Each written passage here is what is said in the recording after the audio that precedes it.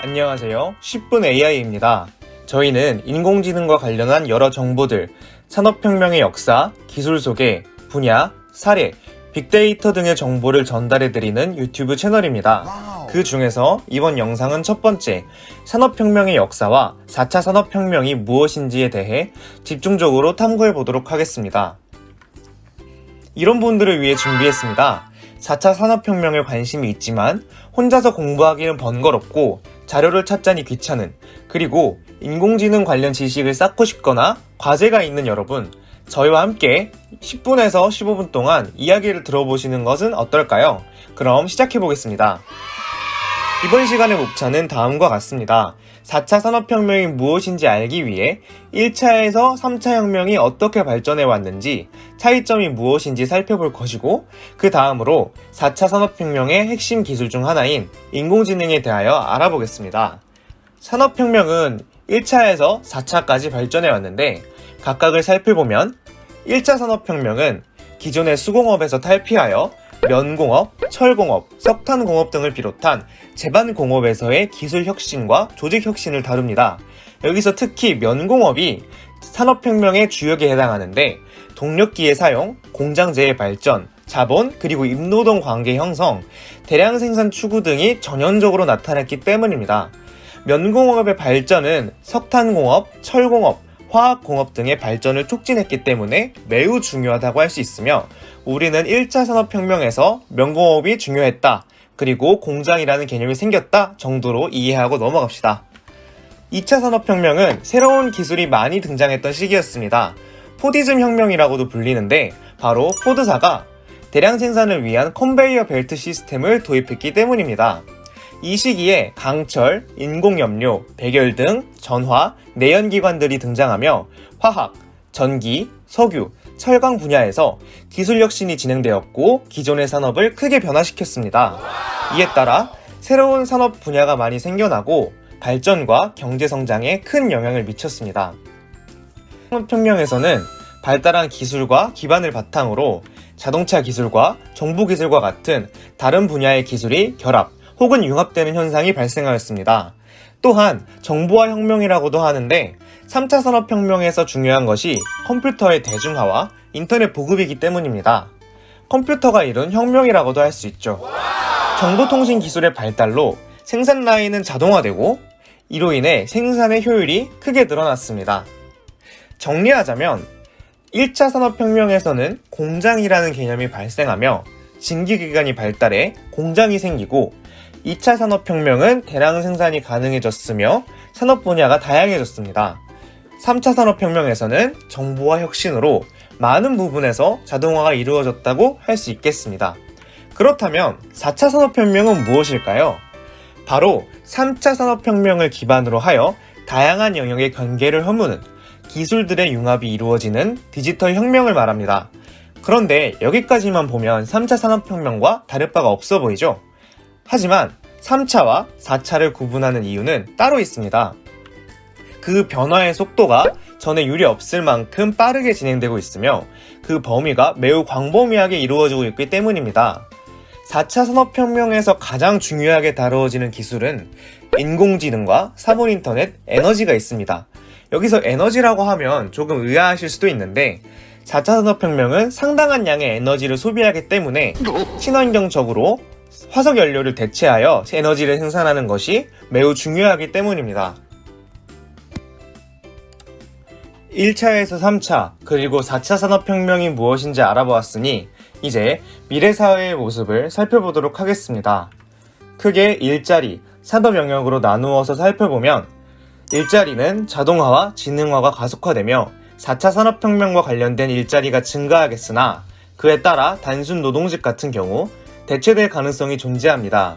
산업은 앞서 언급했듯 다양한 분야와 기술 간의 융합으로 새로운 산업이 탄생합니다. 따라서 일자리 변화로 인해 산업 구조도 근본적으로 재편될 가능성이 존재하여 고용 불안, 대량 실업 등의 사회 문제 역시 발생할 수 있습니다. 초지능화 사회가 될 텐데, 초지능화 사회란 제품을 생산하는 공장들이 스마트 팩토리가 되면서 생산력이 급격히 증가하게 되고, 행정이나 교육 등 모든 분야들이 빅데이터, 인공지능 기술로 인해 지능화되는 것을 의미합니다.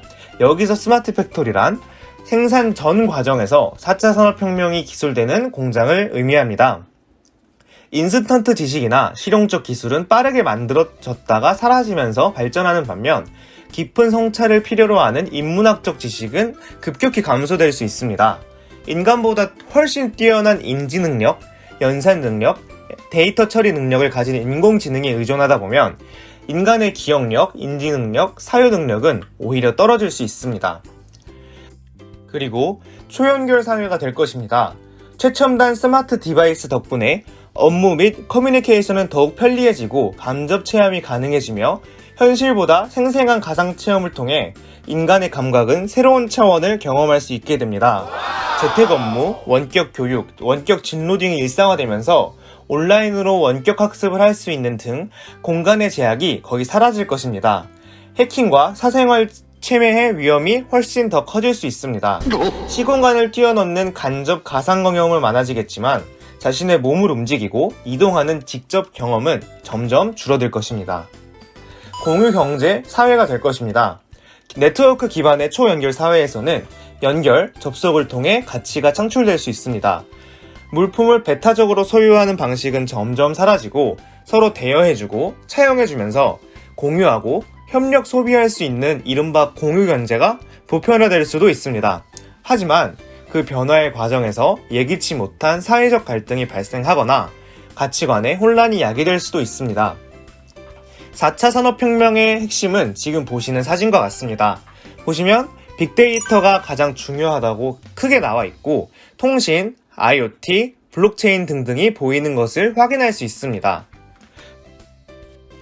빅데이터란 일반적인 데이터 관리 및 처리 소프트웨어에서 처리할 수 없을 정도로 방대하고 복잡한 데이터의 집합입니다. 이 방대한 양의 고객 소비 패턴을 데이터로 축적하고 이를 분석하여 상품 추천 서비스나 신제품 개발 등에 활용하고 있습니다. 예를 들어 아마존은 빅데이터를 활용하여 추천 상품을 예측하고 가격을 최적화하는 방식으로 빅데이터를 이용하고 가격을 10분마다 새로 고침한다고 합니다. IoT는 인터넷 오브 띵스의 줄임말로 인터넷을 기반으로 모든 사물을 연결하여 정보를 상호 소통하는 지능형 기술 및 서비스를 말합니다. 사람, 사물, 공간 등 모든 것이 인터넷으로 연결되어 정보가 생성, 수집, 공유, 활용되는 초연결망입니다. 블록체인은 블록이라고 불리는 거래 장부를 중앙 서버에 보관하지 않고 각자 개인 컴퓨터에 분산하고 이를 체인처럼 연결해 공개적으로 보관할 수 있는 기술을 의미합니다. 따라서 해킹이 불가능하고 중개기관의 개입이 필요 없으며 개인과 개인 간의 거래가 가능해집니다. 비트코인과 같은 암호화폐의 원천 기술로 분산화와 안전성이 뛰어납니다. 3D 프린팅은 그냥 인쇄하는 것이 아니라 실제 사물을 찍어내는 기술로 XYZ 좌표를 가지고 모델링하여 필요한 모형, 물품 등을 제작하는 것입니다. 원료를 한 층씩 재료를 쌓아 올려 입체를 구현하는 적층 가공 기술에서 한 번 더 발전한 형태가 4D 프린팅입니다. 3D 프린팅 기술을 이용해 자가 변형이 가능한 스마트 소재를 출력하는 기술로 시간의 흐름에 따라 또는 외부 환경에 따라 자극을 받으면 자가 조립 기술, 자가 변형 기술을 통해 새로운 형태로 변화합니다. 스마트 모빌리티에는 대표적으로 자율주행 자동차가 있는데 자율주행 자동차는 사람이 운전하지 않아도 자율적으로 주행하는 자동차, 그러니까 초고속 5G 통신, 사물 인터넷 등 첨단 기술이 집약적으로 적용된 것입니다. 이처럼 지능화된 모든 이동 수단을 스마트 모빌리티라고 합니다. 이제 두 번째 주제인 인공지능을 알아보겠습니다. 인공지능이란 인간처럼 사고, 학습하고 판단하는 인간 지능을 본딴 컴퓨터를 의미합니다. 이제 인공지능은 세 가지의 특징을 가지고 있는데 문제 해결 능력이란 문제를 해결하기 위한 지능적인 행동이고 학습이란 입력과 출력의 데이터가 주어지면 규칙을 자동으로 파악하는 것입니다. 그리고 범용성은 딥러닝 모델을 수정하여 다양한 분야에서 응용이 가능한 것을 의미합니다. 인공지능에도 분류가 존재하는데 지도학습, 비지도학습, 강화학습을 수행하는 머신러닝이 있습니다. 머신러닝이란 인간의 학습 능력과 같은 기능을 컴퓨터가 실현하고자 하는 기술 및 기법을 의미합니다. 여기서 지도학습이란 입력값과 결과값을 함께 주고 학습을 시키는 방법으로 주로 과거 데이터를 기반으로 앞으로 있을 사건을 예측합니다. 비지도학습은 결과 없이 입력값만 주고 학습시키는 방법으로 데이터를 탐색하여 숨겨진 패턴을 찾는 학습입니다. 마지막으로 강화학습이란 에이전트가 주어진 환경에서 최적의 보상을 획득하는 방법을 학습하는 알고리즘입니다. 시행착오를 여러 번 거쳐서 최적의 방법을 찾아냅니다. 딥러닝은 인간이 결론을 내리는 방식과 유사한 논리 구조를 사용하여 데이터를 지속적으로 분석하도록 설계되었습니다. 인공신경망을 이용해 뛰어난 학습 능력을 보여줍니다. 머신러닝은 학습에 필요한 데이터를 수동으로 제공해야 하는 반면 딥러닝은 스스로 분류해 사용할 데이터를 학습할 수 있습니다. 그 다음으로 인공지능의 역사에 대해서 알아보도록 하겠습니다. 앨런 튜링은 1950년대에 튜링 테스트를 만들었는데 튜링 테스트는 사람이 컴퓨터로 채팅을 하는 동안 그 상대가 사람인지 컴퓨터인지를 알아맞추는 것으로 구분이 힘들다면 그것은 그 테스트를 통과한 인공지능으로 인정을 받는 것으로 인공지능 개념에 대한 최초의 연구였습니다. 그 다음 1956년 미국의 존 메카시 교수가 다트머스 회의에서 인공지능이라는 용어를 처음으로 사용했습니다. 그렇지만 복잡한 문제를 풀 수준까지 도달하지 못해 연구 지원이 중단되고 암흑기가 찾아가게 됩니다. 이후 1980년대 인공지능 연구는 산업계에 전문가 시스템이 도입되며 본격적으로 인공지능 연구가 확산되었습니다.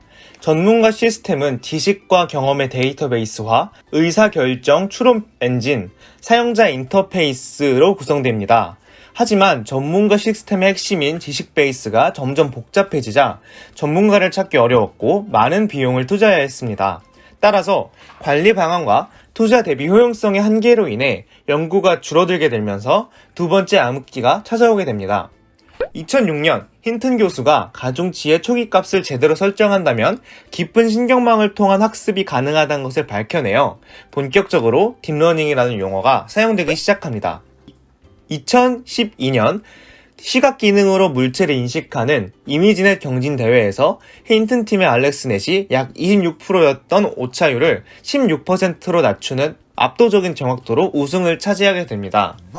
알렉스 넷은 인간의 뇌를 모방한 신경망 네트워크 구조로 이루어진 딥러닝 알고리즘으로 수백만 장의 사진을 훈련했습니다. 이 성공은 GPU가 전면으로 등장하게 된 계기이자 인공지능의 획기적인 전환점이었습니다. 마지막으로 2016년 이세돌 프로기사와 인공지능 알파고의 바둑 대결에서 알파고가 5전 4승 1패로 이기며 기계학습에 대한 관심이 폭발적으로 증가하게 되었습니다. 현재 많은 산업계에서 관심을 가지고 투자하고 있으며 딥러닝은 거의 모든 기업이 사용하는 기술이 되었습니다. 자, 이렇게 이번 시간에는 1차 산업혁명부터 4차 산업혁명까지 앞으로의 미래 사회는 어떻게 될지 인공지능의 정의와 기능, 역사에 대하여 살펴보았습니다. 그러면 다음에는 구체적인 AI 기술이라는 제목으로 다시 찾아뵙도록 하겠습니다. 감사합니다.